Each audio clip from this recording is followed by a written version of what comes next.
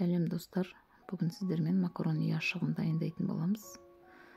Бізге ет керек, бір дана пияз, бір сәбіз, 3 картоп керек. Етімізді осылай кубиктеп турап аламыз. Пиязымызды да солай кубиктеп турап аламыз. Барлығын кубиктеп турап алған дұрыс.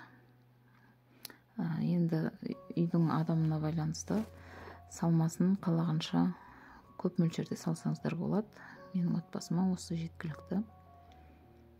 Достар, арнама тіркелмеген болсаңыздар, тіркеліп лайк басып кетіңіздер.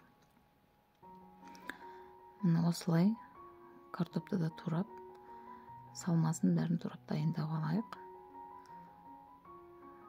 Дайындап болғаннан кейін табамызды қыздырып, майымызды құйып қыздырып алып, етімізді саламыз.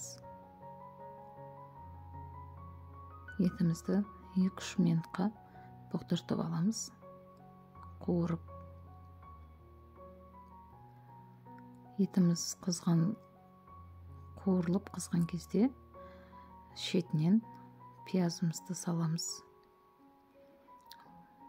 Пиязымызды салып 2-3 минуттан әрқайсысын қуырып, кезегімен салатын боламыз.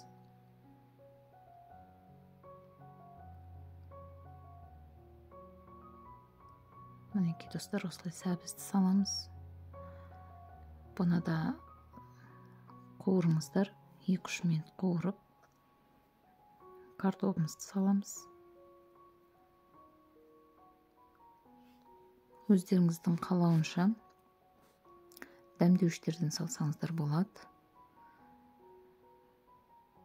Мен тұз, паприка, укроптан, универсальный приправалардан кішкене қостым. Және де осыларды қосып болғаннан кейін кішкене сливкидан құйып жүрсеңіз болады.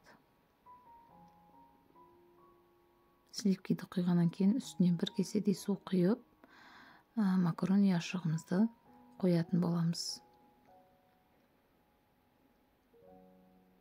Өзіңіздің қажеттілігіңізге керектігін алып қоясыз. Және де қақпағын жауып 20 минут 30 минутқа бұқтыртып қоятын боламыз. Мінекей достар, осындай керемет дәмді кешкі асымыз дайын. Әлбетте түскі асқа да істесеңіз болады. Осылай макарони ашығын алып, ыдысымызға салып, подливін жанынан қойсаңыз болады. Менің отбасым өте сүйіп жейді. Сіздерге де ұнайды деп ойлаймын. Тіркеліп қолдап кеткендеріңізге көп рахмет.